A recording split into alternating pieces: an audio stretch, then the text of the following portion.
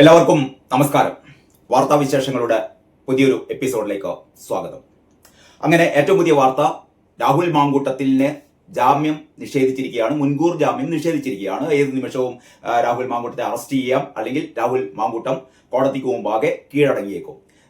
ഇത് രണ്ട് സംഭവിച്ചാലും ഒന്ന് തന്നെ. അപ്പൊ ഏതായാലും കഴിഞ്ഞ ഒരാഴ്ച കാലം നമ്മുടെ മുഴുവൻ മാധ്യമങ്ങളും ചർച്ച ചെയ്തുകൊണ്ടിരുന്നത്, അല്ലെങ്കിൽ പൊതുസമൂഹം ചർച്ച ചെയ്തുകൊണ്ടിരുന്നത് എന്താണ്, രാഹുൽ മാങ്കൂട്ടത്തിന് എന്താണ് സംഭവിക്കുക എന്നുള്ളതാണ്. ഏതായാലും അക്കാര്യത്തിൽ ഒരു തീരുമാനമായി. ഇനി 5 ദിവസമാണ് ബാക്കിയുള്ളത്. അതായത് പഞ്ചായത്ത് തെരഞ്ഞെടുപ്പിന്റെ ആദ്യഘട്ടം 9-ാം തീയതി ആദ്യഘട്ടം തിരുവനന്തപുരം മുതൽ എറണാകുളം വരെയുള്ള 7 ജില്ലകളിലാണ് ആദ്യഘട്ടം പോളിംഗ് നടക്കുന്നത്. അത് 9-ാം തീയതിയാണ്. അത് കഴിഞ്ഞ് 11-ാം തീയതിയാണ് അതിനുശേഷമുള്ള കാസർഗോഡ് വരെയുള്ള ബാക്കിയുള്ള ജില്ലകളിൽ തിരഞ്ഞെടുപ്പ് നടക്കുന്നത്. അപ്പൊ ഞാൻ പറഞ്ഞുകൊണ്ട് വരുന്നത്, ഈ കഴിഞ്ഞ ഒരാഴ്ച മുഴുവനും CPM രക്ഷപ്പെട്ടിരിക്കുകയായിരുന്നു. എങ്ങനെ രക്ഷപ്പെട്ടു എന്ന് ചോദിച്ചാൽ, CPM-നെതിരെ ഏറ്റവും ഗൗരവമുള്ള ഒരു ആരോപണം എന്ന് പറയുന്നത് അമ്പലക്കള്ളന്മാരാണ് CPM എന്നുള്ളതായിരുന്നു. കാരണം വാസുവിനെ അറസ്റ്റ് ചെയ്തു, പത്മകുമാറിനെ അറസ്റ്റ് ചെയ്തു, ഏതു നിമിഷവും കടകംപള്ളി അറസ്റ്റിലേക്ക് എന്ന ഒരു ഘട്ടം വന്നപ്പോഴാണ് രാഹുൽ മാങ്കൂട്ടത്തിന്റെ പ്രശ്നം അതിരൂക്ഷമായ, അല്ലെങ്കിൽ നമ്മളെ ബാധിക്കുന്ന ഏറ്റവും വലിയ പ്രശ്നം അതാണ് എന്നുള്ള രീതിയിലായിരുന്നു സഖാക്കളോട് അവതരിപ്പിച്ചത് കേട്ടോ. ഒരു പരിധിവരെ കോൺഗ്രസ്സുകാരെ ആകെ പരിങ്ങല്ലായിരുന്നു. കോൺഗ്രസ്സുകാർക്ക് പ്രതിരോധിക്കാൻ പറ്റാത്ത ഒരു സ്ഥിതിയായിരുന്നു ഉണ്ടായിരുന്നത് കേട്ടോ. പക്ഷേ ഏതായാലും കോൺഗ്രസ്സുകാര് രാഹുൽ മാങ്കൂട്ടത്തെ ഈ കോടതി മുൻകൂർ ജാമ്യാപേക്ഷ തള്ളിയതിന് തൊട്ടു പിന്നാലെ തന്നെ കോൺഗ്രസിൽ നിന്ന് പുറത്താക്കിയിരിക്കുന്നു. അപ്പൊ കോൺഗ്രസിൽ നിന്ന് പുറത്താക്കുകയും ചെയ്തു. ഇനിയിപ്പോ സഖാക്കൾക്ക് കോൺഗ്രസ്സുകാരുടെ നേരെ കൈ ചൂണ്ടിയിട്ട് നിങ്ങൾ എന്ത് നടപടിയെടുത്തു എന്ന് ചോദിക്കാനുള്ള സ്കോപ്പില്ല, തീർന്നു. ഇനി MLA സ്ഥാനം രാജിവെക്കണ്ടേ എന്നുള്ളത് രാഹുൽ മാങ്കൂട്ടമാണ് തീരുമാനിക്കേണ്ടത്. അതിൽ ഇത് കോൺഗ്രസിനെ സംബന്ധിച്ചിടത്തോളം അതിൽ ഒരു പ്രത്യേകിച്ച് കോൺഗ്രസിനൊന്നും ചെയ്യാനില്ല. അതാണ് അതിന്റെ ഒരു രീതി. അപ്പം ഞാൻ പറഞ്ഞുകൊണ്ട് വരുന്നത്, ഇനിയുള്ള 5 ദിവസം CPM-നെ സംബന്ധിച്ചിടത്തോളം അഗ്നിപരീക്ഷണമാണ്.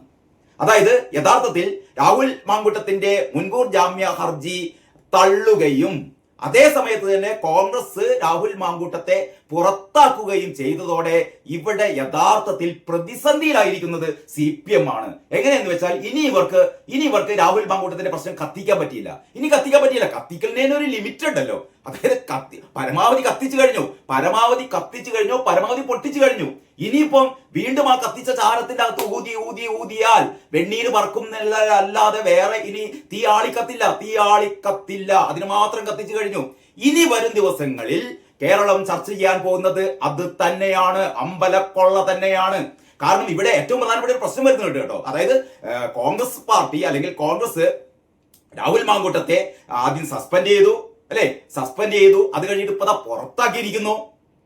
നടപടികളൊക്കെ എടുത്തു കഴിഞ്ഞു. അതേ സമയത്ത് ഏറ്റവും വലിയ ക്രൈം ചെയ്ത അമ്പലക്കള്ളനായ പത്മകുമാർ, ഇപ്പോഴും ഈ പത്മകുമാർ എന്ന് പറയുന്ന മുതല് CPM-ന്റെ ജില്ലാ കമ്മിറ്റി അംഗമായ പത്മകുമാർ ഇപ്പോഴും അതേ സ്ഥാനത്ത് തുടരുന്നു. CPM മറുപടി പറയണം. അതേപോലെ തന്നെ CPM-ന്റെ MLA മുകേഷ് ഇപ്പോഴും MLA ആയി തുടരുന്നു. മുകേഷ് ഇതേപോലെയല്ല. രാഹുൽ മാങ്കൂട്ടത്തെ സംബന്ധിച്ചിടത്തോളം രാഹുൽ മാങ്കൂട്ടം കുറ്റക്കാരനാണെന്ന് കോടതി വിധിച്ചിട്ടില്ല. അതാണ് ഏറ്റവും വലിയ തമാശ. അതാണ്. അതായത് രാഹുൽ മാങ്കൂട്ടത്തിന് മുൻകൂർ ജാമ്യം നിഷേധിച്ചു, മുൻകൂർ ജാമ്യം കൊടുത്തില്ല എന്ന ഒരൊറ്റ സംഭവം മാത്രമാണ് ഇന്ന് വന്നത് കേട്ടോ. പക്ഷെ നമ്മുടെ TV ചാനലുകളൊക്കെ ഭയങ്കര ആവേശപൂർവ്വം ഈ സൈക്കോപാത്ത്, കൊടുംഭീകരൻ, കൊടുംകുറ്റവാളി, ഏറ്റവും വലിയ സ്ത്രീ പീഡകൻ എന്നൊക്കെ പറഞ്ഞിങ്ങനെ ആഘോഷിക്കുകയാണ് കേട്ടോ. ഒരു കോടതിയും രാഹുൽ മാങ്കൂട്ടം സ്ത്രീ പീഡകനാണ് എന്ന് പറഞ്ഞിട്ടില്ല കേട്ടോ. ആകെ സംഭവിച്ചത് മുൻകൂർ ജാമ്യാപേക്ഷ തള്ളുകയാണ് ചെയ്തത്. രാഹുൽ മാങ്കൂട്ടത്തിന് ഇനി ഹയർ കോടതികളിലേക്ക് പോകാം. മുകളിൽ ഒരുപാട് കോടതികളുണ്ടല്ലോ, അവിടേക്ക് പോകാം. മുൻകൂർ ഈ ജാമ്യം വേണമെന്നാവശ്യപ്പെട്ടുകൊണ്ട് അങ്ങോട്ടേക്ക് പോകാം. അത് കഴിഞ്ഞിട്ട് വിചാരണ തുടങ്ങട്ടെ. വാദങ്ങളും വിചാരണകളും ഒക്കെ കഴിഞ്ഞിട്ട് കോടതി രാഹുൽ മാങ്കൂട്ടത്തെ ശിക്ഷിച്ചാൽ, രാഹുൽ മാങ്കൂട്ടം കുറ്റവാളിയാണെന്ന് പറഞ്ഞാൽ, അതുവരെ രാഹുൽ മാങ്കൂട്ടത്തെ നോക്കിയിട്ട് സൈക്കോപാത്താണ്, എന്താ പറയാ, ഇങ്ങനെ ഒരു സീരിയൽ ബലാത്സംഗക്കാരനാണ്, ബലാത്സംഗം ചെയ്ത് വേറൊരു ചാനൽ പറഞ്ഞെന്താ വെച്ചാൽ ഇയാള് ഏറ്റവും വലിയ ഒരു എന്താ പറയാ ലൈംഗിക വൈകൃതത്തിന്റെ ഉടമയാണ്. കയ്യിൽ കിട്ടുന്ന സ്ത്രീകളെ മുഴുവൻ ബലാത്സംഗം ചെയ്യുകയും അവരെ ഗർഭിണികളാക്കി കഴിഞ്ഞിട്ട് കുഞ്ഞുങ്ങളെ ഉദരത്തിൽ വെച്ച് തന്നെ കൊല്ലുകയും ചെയ്യുന്ന ഏറ്റവും വലിയൊരു സൈക്കോപാത്താണ് എന്നൊക്കെ പറഞ്ഞിട്ട് ഇനി പറയാൻ വാക്കുകളില്ല കേട്ടോ. അപ്പോൾ ഞാൻ പറഞ്ഞുകൊണ്ട് വരുന്നത്, ഇന്നാകെ സംഭവിച്ചത് രാഹുൽ മാങ്കൂട്ടത്തിന്റെ മുൻകൂർ ജാമ്യാപേക്ഷ തള്ളി. അത്രയേ ഉള്ളൂ. ഇത് വലിയ സംഭവമൊന്നുമില്ല, ഞാൻ ആദ്യം പറഞ്ഞല്ലോ, കേസിന്റെ മെറിറ്റിലേക്ക് കടന്നിട്ടല്ല ഈ കാര്യങ്ങളൊക്കെ ചെയ്യുന്നത്. വളരെ വളരെ എന്താ പറയാ, കഴിഞ്ഞ രണ്ട് ദിവസം തുടർന്ന വാദങ്ങൾക്കൊടുവിലാണ് കോടതി ഈ ജാമ്യാപേക്ഷ തള്ളുന്നത്. അതേസമയം ബാക്കിയുള്ള കാര്യങ്ങൾ വരട്ടെ. അപ്പൊ അതൊരു ഭാഗത്തേക്ക് നടക്കുമ്പോഴാണ് കോൺഗ്രസ് പാർട്ടി ഏറ്റവും തീരുമാനം എടുത്തത്. പുറത്താക്കി. ഇനി കോൺഗ്രസ്സുകാരെ നോക്കിയിട്ട് നിങ്ങൾ എന്ത് നടപടിയെടുത്തു എന്ന് മാധ്യമപ്രവർത്തകർക്ക് പിന്നാലെ നടക്കണ്ട. മാധ്യമപ്രവർത്തകർ പോകേണ്ടത് CPM അടുത്തേക്കാണ്.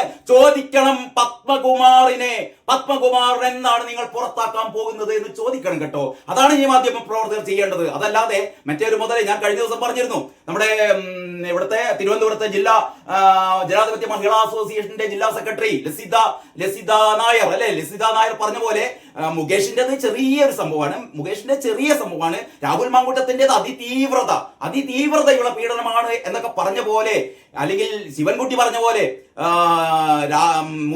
മുകേഷിന് പീഡനം ഞാൻ അറിഞ്ഞില്ലല്ലോ, മുകേഷ് പീഡിപ്പിച്ച് ഞാൻ അറിഞ്ഞില്ലല്ലോ എന്ന് ശിവൻകുട്ടി ചോദിച്ച പോലെ, അല്ലെങ്കിൽ നമ്മുടെ ഗോവിന്ദൻ സഖാവ് പറഞ്ഞ പോലെ, ഗോവിന്ദൻ എന്ന് പറയുന്ന പാർട്ടി സെക്രട്ടറി പറഞ്ഞ പോലെ, അതൊരു സിനിമാ നടിയല്ലേ, അതിപ്പോ അത്ര ചർച്ച ചെയ്യാനുണ്ടോ, മാത്രമല്ല അത് വളരെ മുമ്പത്തെ കാര്യമല്ലേ എന്നൊക്കെ പറയുന്ന പോലെ സഖാക്കൾക്ക് ഇനിയും പറഞ്ഞുകൊണ്ടിരുന്നാൽ കേരളത്തിലെ ജനങ്ങൾ തിരിച്ചറിഞ്ഞിട്ടുണ്ട് കേട്ടോ.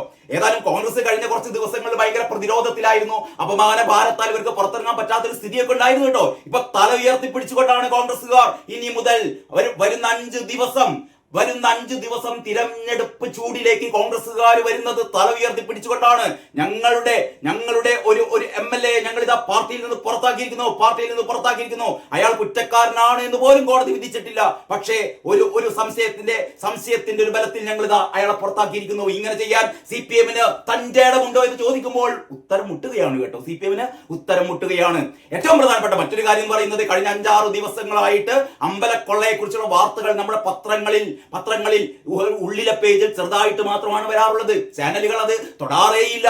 അവനക്ക് മുഴുവൻ രാഹുൽ മാങ്കൂട്ടമായിരുന്നു. ഇന്ന് മുതൽ വീണ്ടും സ്വർണ്ണക്കൊള്ളയിലേക്ക് വരുന്നു. ഇന്നലെ ഇതേപോലെ നമ്മുടെ വാസുവിന് ഇന്നലെ ജാമ്യം നിഷേധിച്ചിരുന്നു കേട്ടോ.